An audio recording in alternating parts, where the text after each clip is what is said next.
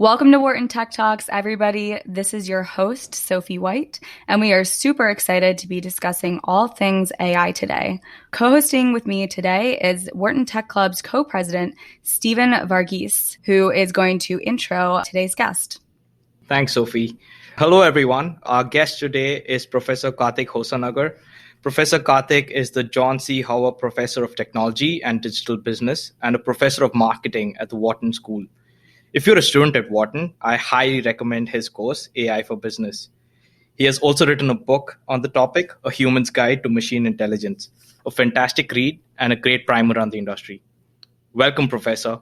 It is so good to have you here with us. Hey, thanks, guys. Happy to be here. Thanks, Professor.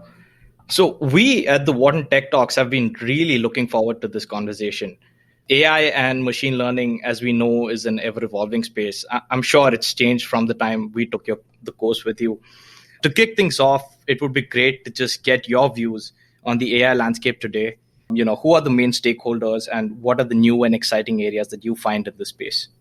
There's foundational AI infrastructure that everyone needs to use irrespective of which industry you're in, right? So if we look at that, the main players there are the big tech companies. So you have Google with its Google Cloud and lots of AI solutions. Google's TensorFlow and its cloud AI solutions are clearly a big part of that. Amazon, again, is another key player there. Obviously, with Amazon Web Services, Amazon is a pretty important player in the cloud space. And then they overlay all of these ML tools. They have software frameworks like several products that Amazon has. You have, besides Amazon and Google, Microsoft as another key player as among the horizontal players. Now, all of these players I think of as providing some of the AI hardware and software infrastructure. The other key portion of that infrastructure is the data infrastructure. So who's actually helping you store the data? And that's where all of the cloud players, the data warehousing players come in. That includes, again, companies like Amazon with Redshift, Google, but also newer players like Snowflake. So this is who I think of as the horizontal players, meaning if you're doing anything in AI, you probably need a data infrastructure. You would go with Redshift or Snowflake or one of these solutions. You would then probably do all of your AI computations on the cloud, and you will use the infrastructure of one of these players most likely. But in the vertical space, depending on which vertical you choose, healthcare, finance, retail, and so on, there are individual players. I don't know if that kind of gives a sense of the lay of the land. I will additionally add over here that, the other interesting piece of the VCs who are investing a lot in AI. So there you have players like Andreessen Horowitz, Benchmark, Excel, and in fact, for the most part, any and every top tier VC has a partner today who's got an AI mandate. So I think you mentioned a lot of important players and then a lot of different industries. So you have the Googles and the Amazons and the Snowflakes who are using AI from a data perspective. And then you have the domain players that are using it in terms of like healthcare or autonomous vehicles. And then on top of that, you also have machine learning, natural language processing. So with all of that, like what area of AI is the fastest growing? Yeah, I think right now AI is just getting so much attention that there isn't an area of AI that isn't growing. I mean, I think whatever you pick, the change is quite rapid. Clearly, if I were to pick something right now for me, it would be some of the changes that are going on in natural language understanding. Clearly, there's been a lot of hype in the last 6 months around GPT-3, for example, from OpenAI, which really pushes the envelope in terms of natural language understanding. So that's a really interesting area. We've seen a lot of progress in image recognition over the years. So I wouldn't call that out in particular. But I think even if you look at the change from OpenAI's GPT-2, which was their previous natural language sort of infrastructure toolkit, to GPT-3, the changes are quite dramatic. The improvement is quite dramatic. So language is one area that I'll pick out as one that is really improving rapidly. And what are some applications of the natural language processing? So I know it exists in Alexa and Google Home, but beyond that, like what are some other applications either within a certain business or a different industry? Yeah, they're emerging. I think they're not fully established, but I think if you look at some of the more practical ones, there are startups that are trying to use GPT-3 to automatically create legal contracts, for example. So if you have a conversation recorded or you have an email exchange, you could construct contracts based on that. There are companies that are also trying to create more simple interpretation of legal contracts. So you take a legal contract and it's, any of us who have seen a legal contract and has seen like a 20-page contract and you're trying to make sense of it, it's not for, even with an IQ of 200, I don't know if you can pull it off. So those are tough. So some of these tools are trying to take those contracts and convert it into plain English. I think that's another interesting one. So those are on the more practical side. And then there are the super creative ones. I've seen a tool that's trying to take this into creative writing. So for example, trying to help screenwriters write screenplays or writers write short stories. And again, over there, the simple, plain vanilla, practical version of that tool is simply a writer's aid. So a writer is writing and you've got a brainstorming tool that is telling you where the story can go in the next act. And it might give you 10 versions and you might pick one, you might make edits, and it might suggest the next paragraph and so on. And of course, that's the more practical version. And then there are the crazier versions. I'll call it crazy because I don't have a better term for it, but it's not as crazy as it sounds in the long run, which is that, an entire movie story or entire novel written by GPT-3, right? People are trying to do those kinds of things, which today, if you look at the output of those, they wouldn't compare to a screenplay written by a top Hollywood writer or to a novel written by a accomplished writer. But who knows where we'll be in 10, 15 years. So I think very mundane, boring things like legal contracts to very creative things like, stories and novels and so on. Absolutely. And speaking of legal contracts, so I think if we have any lawyers, anybody in the legal industry listening in, they're all reeling in their boots, thinking about AI replacing them from a job perspective. And I think that that is an interesting application of AI and machine learning and all of these different subsets of AI where we're gaining a lot of efficiencies and deep understanding of where technology can take us, but also potentially replacing some of these jobs that have historically been the foundation of society. So what do you see as the impact of AI on jobs, the pros and cons? Yeah, so it's interesting. As of now, there isn't yet strong evidence that AI is creating unemployment in large scale, right? So most of this is like, where are we headed? And in my opinion, in where we are headed, there are certain tasks that we currently have humans doing. And, in my mind, there's no doubt that those jobs are in a lot of trouble. The computer scientist Jeff Hinton famously once said, there's no need for us to train radiologists. And then he backed out of that statement. But I believe in the spirit of that statement, though not literally what he said, which is that a lot of radiology, which is looking at images and matching them and doing pattern matching, AI systems will increasingly do 70-80% of what radiologists do. Driving again now, as driverless software and driverless cars get better, lots of driving jobs, that's millions of jobs in the US, they'll be in trouble as well. So yeah, I think there's no doubt that there is an impact on jobs.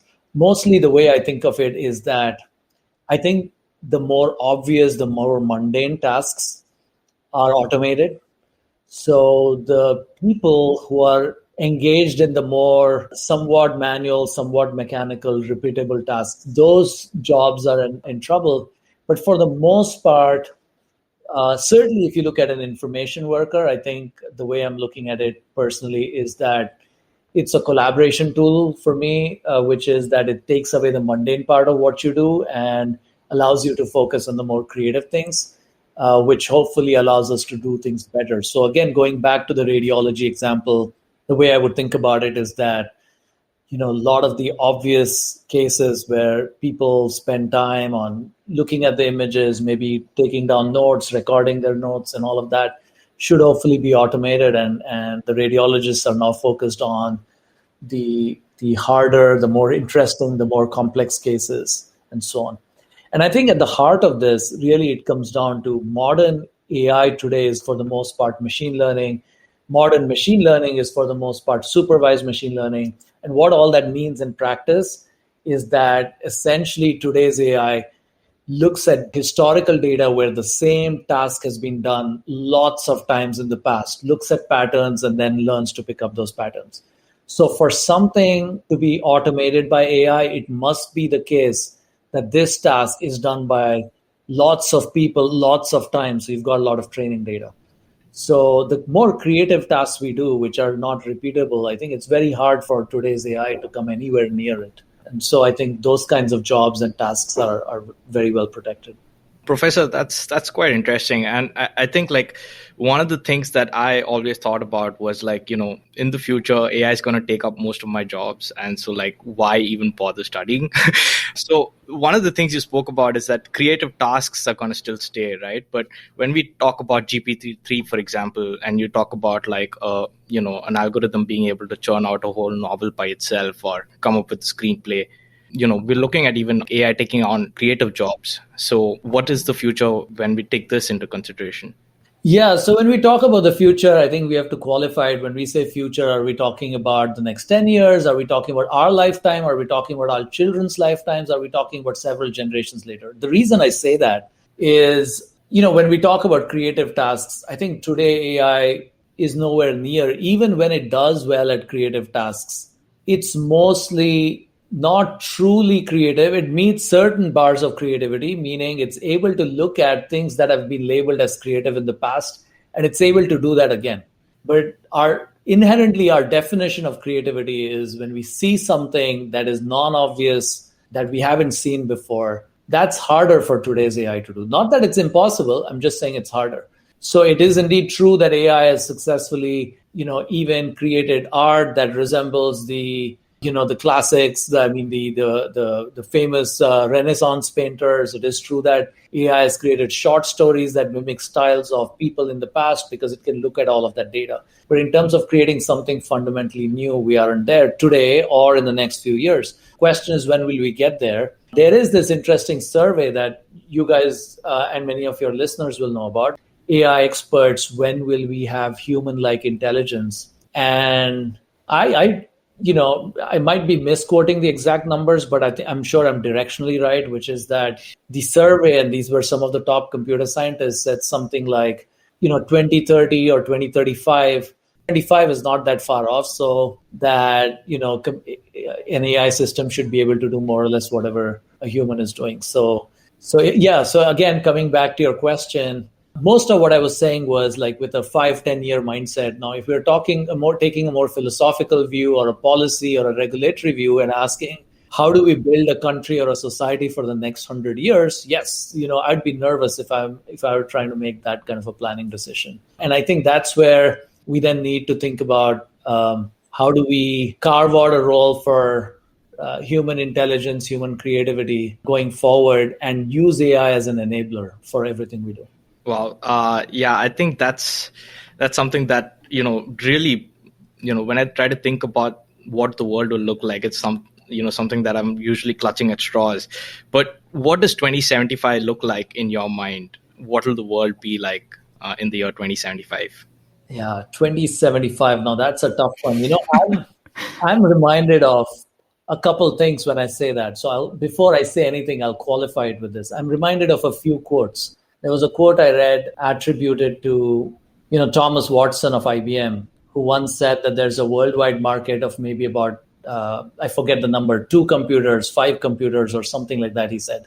And, this is one of the pioneers of computing. So these kinds of 75-year predictions, especially, 55-year predictions, especially with the rate of change, it's tough. But personally, I do believe that, when 9 out of 10 computer scientists are saying that, there is merit to that. I do believe that a lot of things we do today could be automated, will be automated. And hopefully we create a society where, instead of having tens or hundreds of millions of jobless people, we instead are in a world where most of us have to work 4 or 5 hours a day and no more, because with just 4 hours of work, we are way more positive and optimistic about where we're going with this. Speaking of working smarter and not harder, I think that's what a lot of us at Wharton strive to do. What are some applications of AI that you've seen improve processes and work streams within these different corporations? So we've seen Amazon become incredibly efficient by using AI, machine learning, and robotics to make their shipping and transportation logistics incredibly efficient, and especially in a time now where there's a global pandemic and everything is up in the air. So what are some of the applications that have been the most impactful in terms of AI making processes more efficient? The stuff that gets the media headline attention are the sexier, fancier things like, a driverless car or, a system beating Go player and so on. But there are the more mundane applications, which I think where they add a lot of efficiency. One that I'm reminded of just off the top of my head is if you look at insurance, for example, there's a lot of paperwork, and the traditional insurance company is very labor intensive, process intensive, and extremely slow in terms of claims processing and so on. And I think if you were to build an insurance company ground up today, you would build it very differently. And, maybe one example one could look at is the new insurtech company Lemonade. And they got started by first asking, what does the insurance consumer interface look like, right? So first they reimagined that process where you could get a quote in no time on a mobile app or on a website, and really made the interface really simple. But that was day one. Once they started getting customers, they've been doing a number of things. They do a lot of fraud detection. Again, they have AI systems to do that. If you look at banks are losing billions of dollars on credit card fraud, where credit card fraud was all about us reading through a statement, finding something that doesn't make sense, calling and disputing it. Versus today, when a transaction takes place, we get a text message right then and there asking, is this legit? And so that's an AI system effectively that's trying to match this to all past transactions. Awesome. Professor, that's very helpful. And I think this landscape that you've provided of the whole industry is a very helpful context. And I'm personally very excited to see what 2075 looks like at this point. But switching gears at this point, one of the things that you spoke about when you were talking about the landscape was explainable AI. And even in your class, you speak about the resilience predictability paradox. So can you explain it for our listeners, and what does it imply for the various stakeholders in algorithm design? Yeah, so if you look at it, it's really at the core of it, one of the foundational questions in AI, which is still unanswered, by the way, is how do you create intelligence, right? And that's a tough question.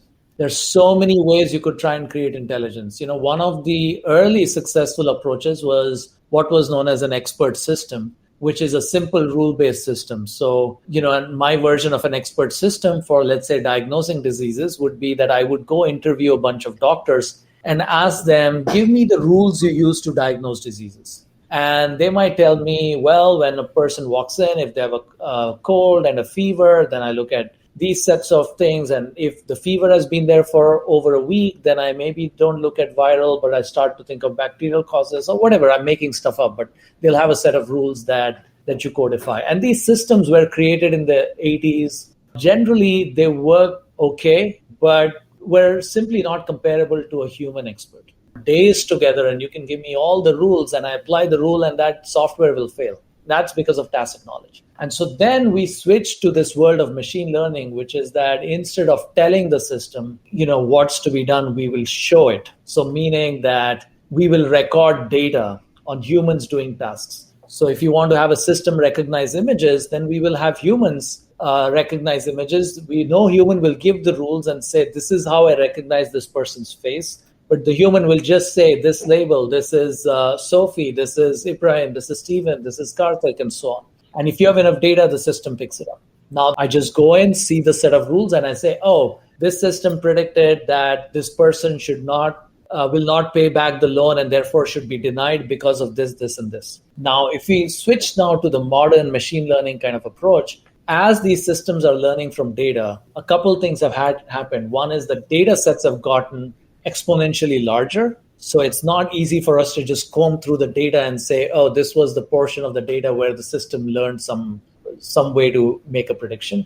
And the second is that the algorithms themselves got complex. So you had very simple ML algorithms in the past. Now you have what are known as deep learning algorithms, which are complex neural networks that are trying to simulate the human brain in some ways. The main point I make is that the expert systems are highly predictable because there are simple rules there, but they're not very resilient. If they face a situation that is not tied to the rules, they'll fail.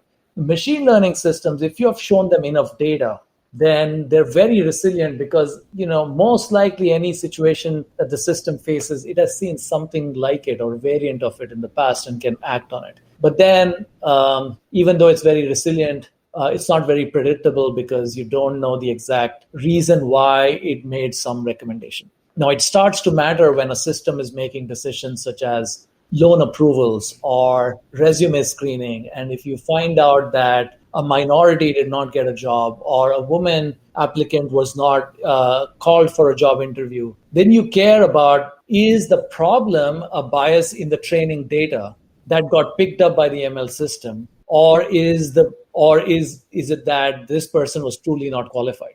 And that's why we need good explanations. AI research, which is sometimes called XAI, which is short for explainable AI, sometimes referred to as interpretable ML, but these areas are focused on how do you come up with explanations when the underlying AI system, meaning machine learning algorithm, is very opaque.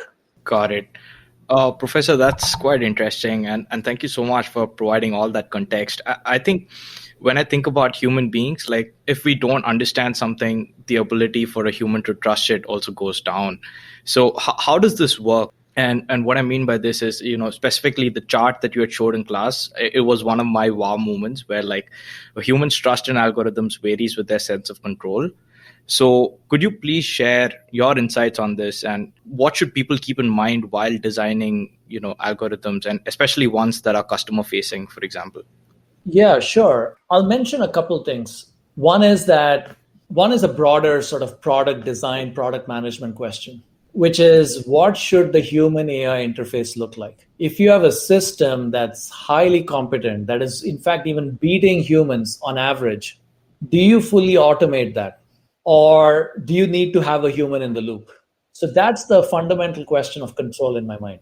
And so, for example, there was a time where the Google driverless car, they had in their internal tests, they had a steering wheel, and their employees who are testing the systems can switch between the AI and the human control. But they observed that giving people control was actually hurting performance because once the AI was driving, people got used to this idea that I've got a highly competent automated system that's driving, and they were starting to do various things like phone calls to getting ready in the car for the day at work and shaving and these kinds of things in the car.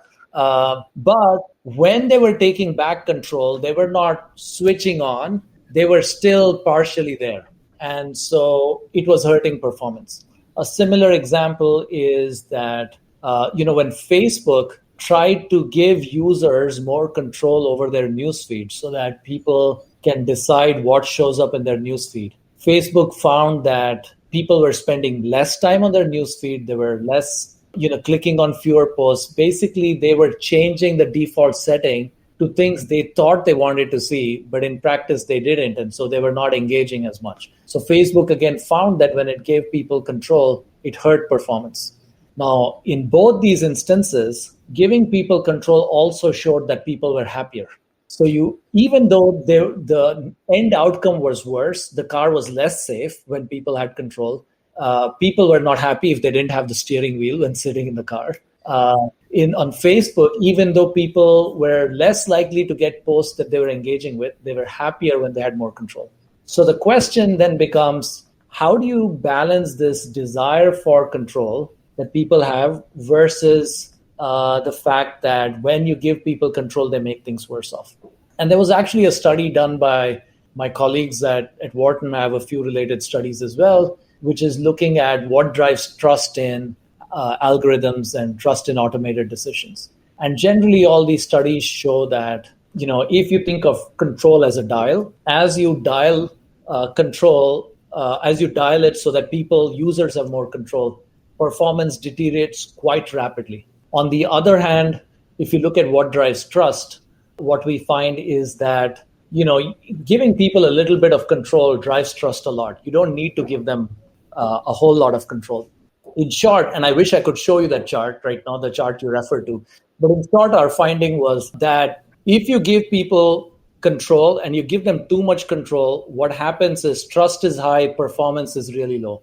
If you give people zero control, performance is really high, but trust is very low. But there's a sweet spot, and that sweet spot is actually very little control. And for lack of a better way to indicate it without having a chart, I'm going to call it something like 5% control. And what I mean by that is not a number, but the idea being you just need to give people a little bit control so that it gives them a sense of, knowing that they're in charge, but it doesn't hurt performance. So I'm generally in favor of a human in the loop, partially because it drives trust, but also I think a human in the loop helps detect problems.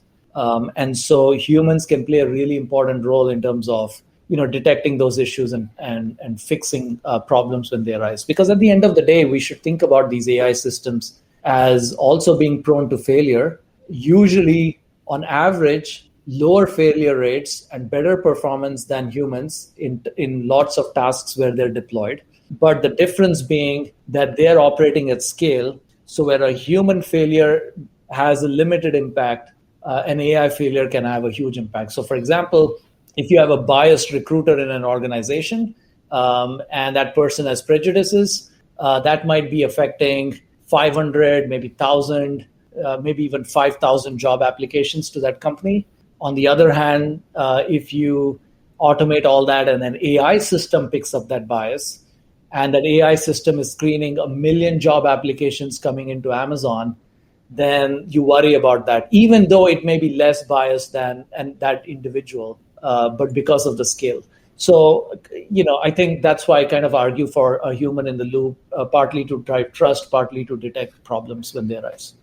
Yeah, I think this brings up a really interesting point about algorithms, just because they become such a part of our daily lives. Social media is driven by algorithms. You have streaming services like Netflix, and then basically any targeted ad is based off of big data and these algorithms. So what do you see as the future of how companies work with algorithms as they're trying to find that sweet spot between, yes, I want to create a personalized experience for my users based off of all of their interests, but I don't want to feel like I am taking power away from them and that they're still in charge?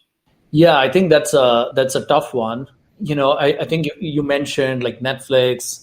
There was a study actually by data scientists at Netflix that showed 80% of the viewing hours people spend on Netflix were driven by algorithmic recommendations. At YouTube, it's something like 90% of the time people spend on YouTube is driven by algorithmic recommendations. At Amazon, nearly a third of the sales are driven by algorithmic recommendations. So these algorithms are driving a lot of our choices. And if you think about it, who we are is ultimately just a sum total of all the choices we've made. The books we read, the media we watch, the friends we meet, people we meet, their algorithms are driving even dating, all important decisions today. So I think the question of losing control is a real one and a tough one.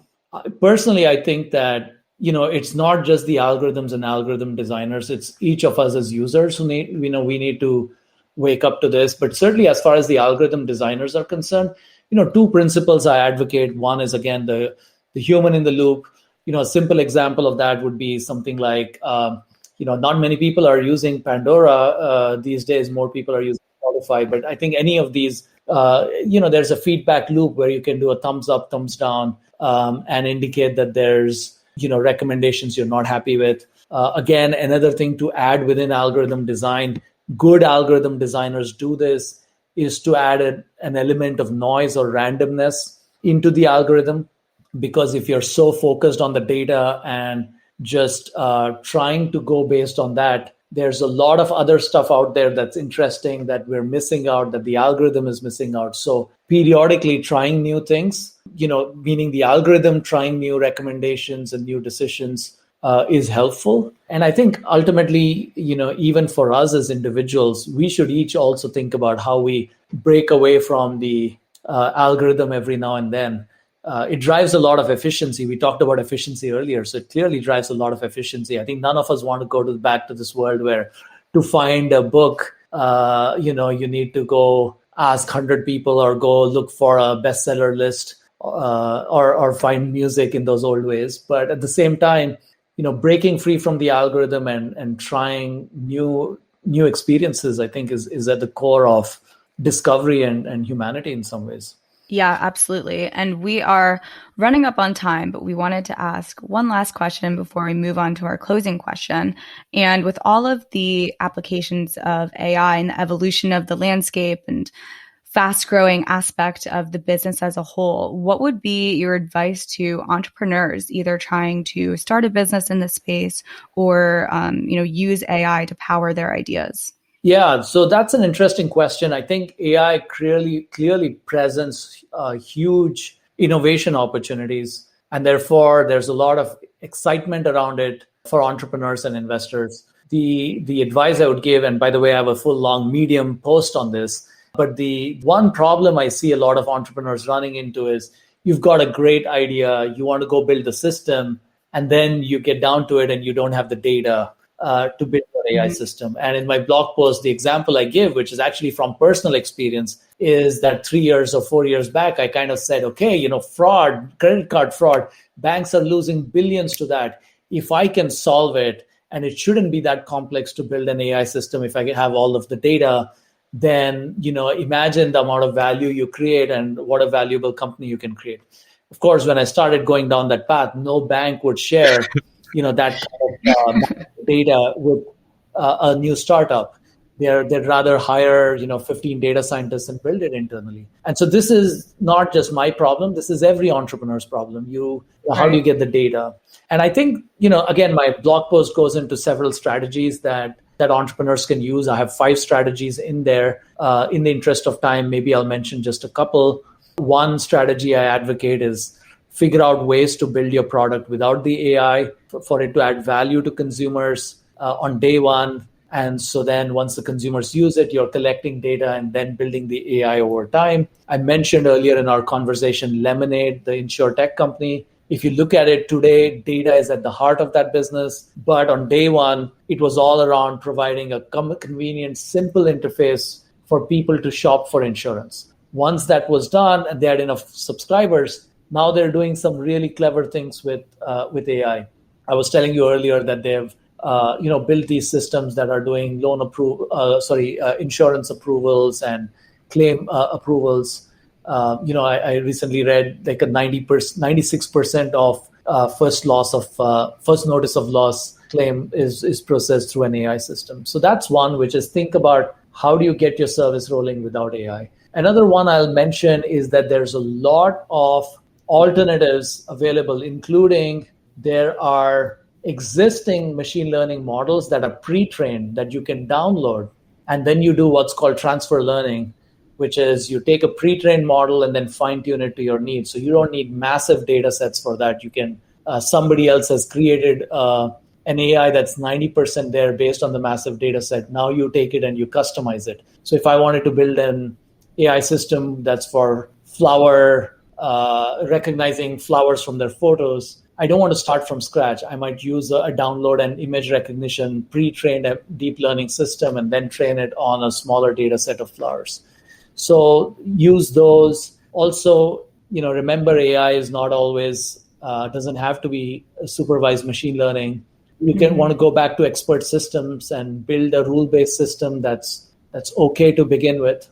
But then over time, you gather the data you need. So I think one has to get a bit creative in terms of how you solve the data problem. But I think the data problem is a very real problem that entrepreneurs face. Yeah, Professor, I think we can go on and on this topic, and we're still scratching the surface, I believe. But as we bring this episode to a conclusion, we have one question that we ask all our guests on Wharton Tech Talks. And, given that AI is a technology that will change all of mankind, I'm really excited to hear your perspective. But, given your unique insights and perspective into the space, what is your boldest, most interesting or unique prediction about how the world is going to be, say, 5 to 8 years from now? We've already heard what it might be 70 years from now, but 5 to 8 years from now, what do you believe in your heart will happen, even though it might seem like a moonshot to everyone else? Okay, interesting. By the way, the reason I find these questions hard is I don't like to play the prediction game. If I'm really serious about the prediction game, then I believe I should put my money behind it and go start a company based on that.